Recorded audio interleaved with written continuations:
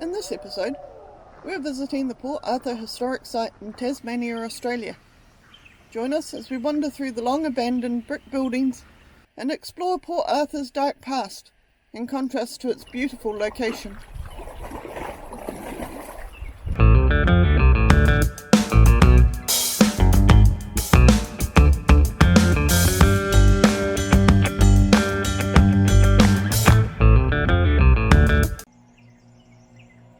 Welcome to an absolutely stunning morning here in Port Arthur, Tasmania.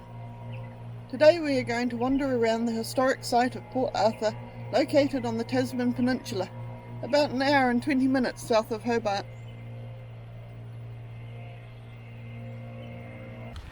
Following the American War of Independence, Britain could no longer send its convicts to America, so they were sent to the Australian colonies. The penal settlement of Port Arthur, named after Governor George Arthur, came about in 1830 as a forestry camp producing process logs for the government, but it quickly grew to include shipmaking, shoemaking, smithing, timber and brickmaking. The government gardens were first developed in 1846 to 47. However, the gardens today are a reconstruction of the original. The original garden became neglected and overgrown after the settlement closed in 1877, and today's gardens have been reconstructed from past photographs, drawings and descriptions.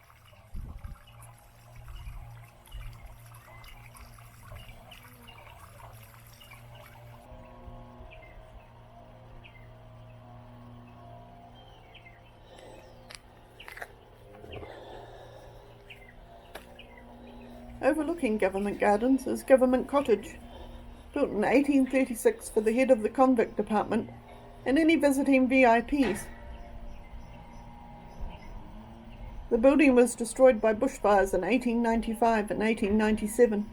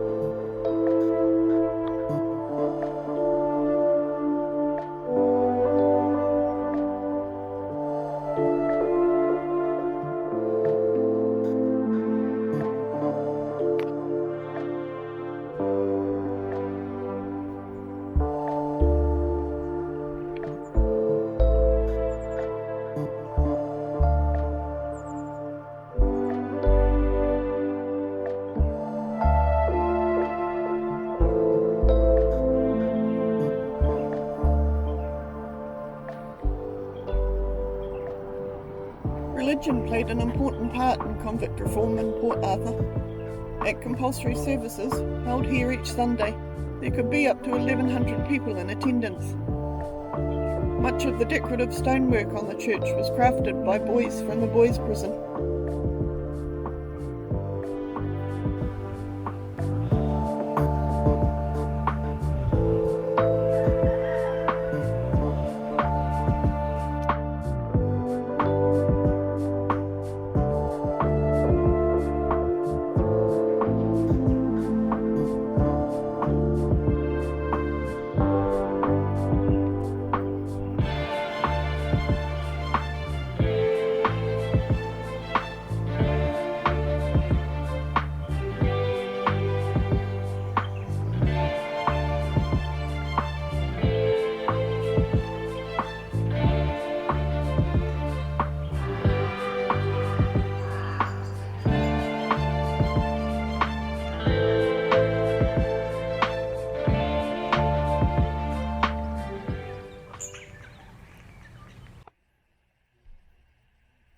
The government workers at Port Arthur all lived around the perimeter.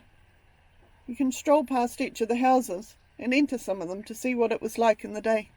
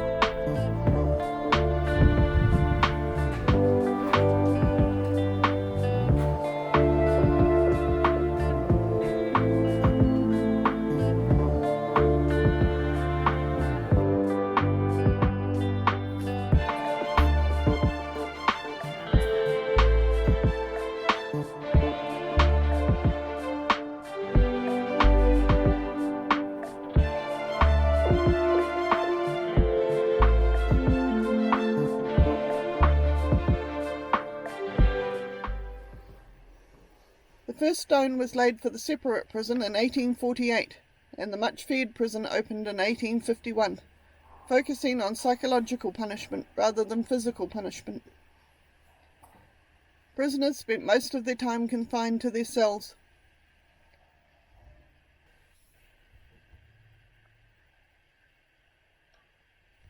It was known as the separate prison because prisoners were kept strictly apart from each other with separate cells, separate exercise yards, and even separate cubicles in the chapel, making the area within the prison one of total silence and solitude.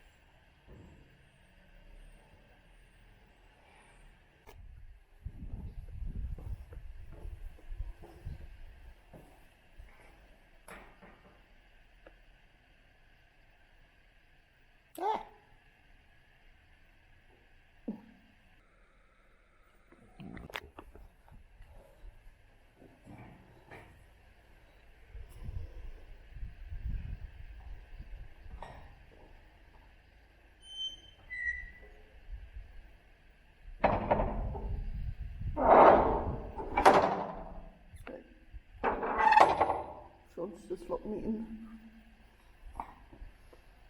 This is my exercise yard for an hour a day.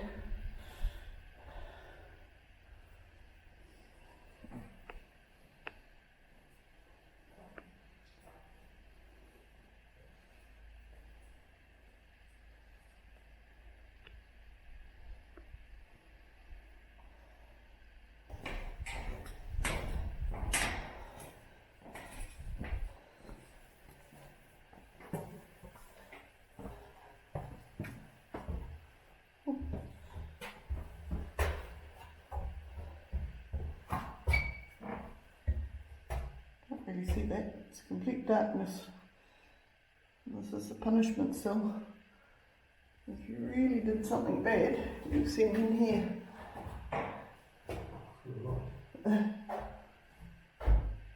walls are a metre thick on every side. There's absolutely no daylight or light of any sort, and nobody can hear you. You can be in there for a month.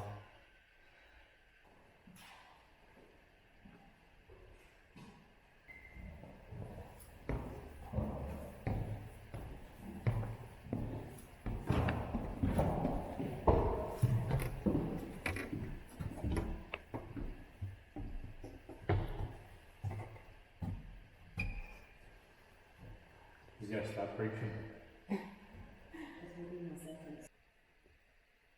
This is a separate prison church, and prisoners were brought from their cells and hoods. They weren't allowed to speak or see anybody, and they were placed in these little cubicles with doors on each side so you couldn't see your fellow prisoners. You could only look out and see the preacher.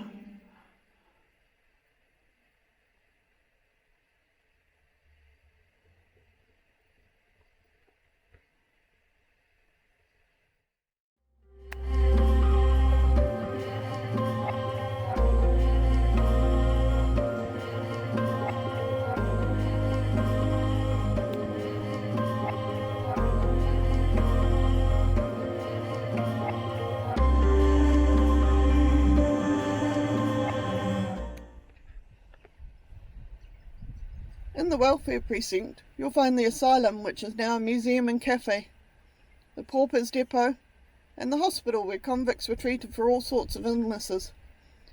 The harsh outdoor working conditions and sleeping in cold cells led to many respiratory or rheumatic ailments.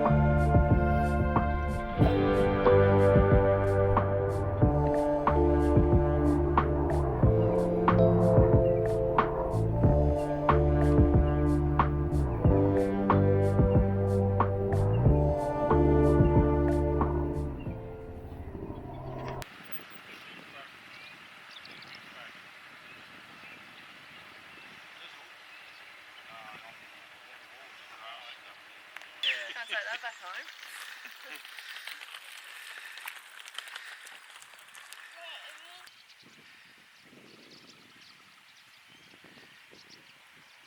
The main building dominating the site was originally constructed as a flour mill, but this proved unsuccessful, and the building was converted into a 136-cell penitentiary for the really naughty people, a dining hall and library, and a dormitory for the better behaved prisoners.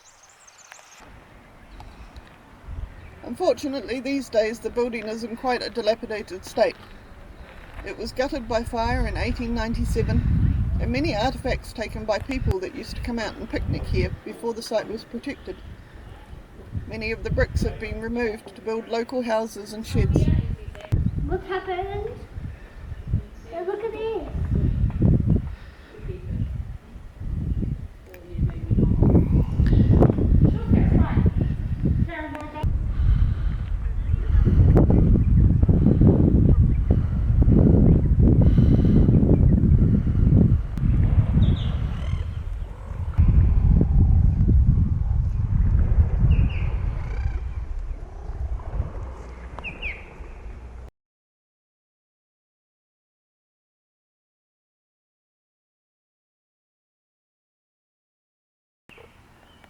The Commandant's house sits high on the hill, which is a reflection of his status.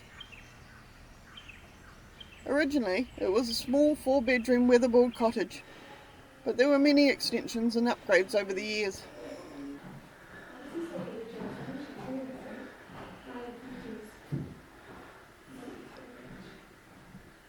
Tin plates.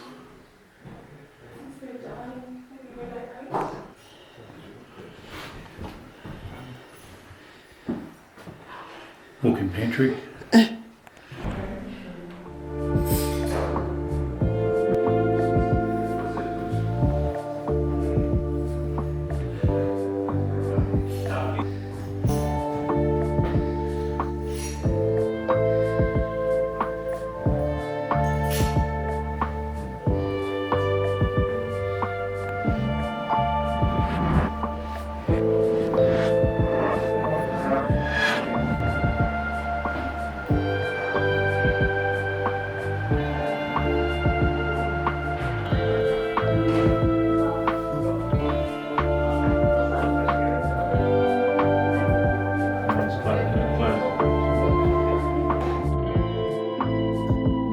The military was stationed in Port Arthur from its establishment in 1830 until 1863, when the troops were withdrawn. Common soldiers had little relief from duties, always being on guard if needed, and rarely able to leave the aid of a crowded barracks. Port Arthur closed in 1877, and the area was given over to private interests. Between 1830 and 1877, about 12,500 convicts served sentences at what is now a UNESCO World Heritage listed Port Arthur historic site.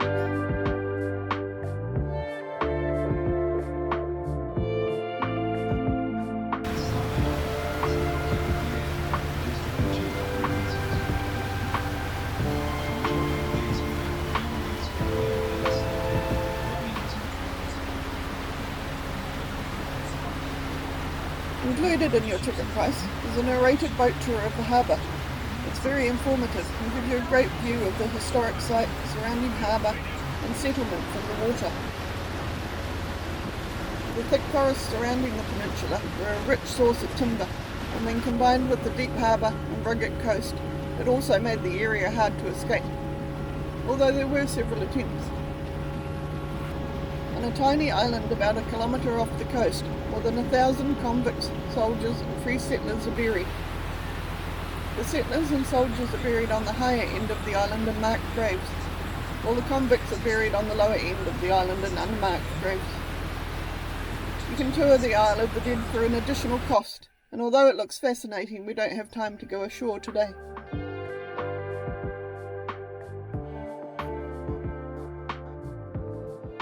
There's a varied and interesting history here at Port Arthur, and it's well worth a visit.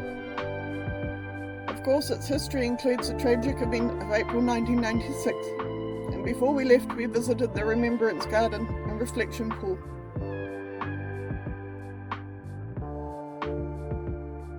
I hope you enjoyed walking around the site with us. If you get the chance to visit Hobart, this is definitely something that should be on your to-do list.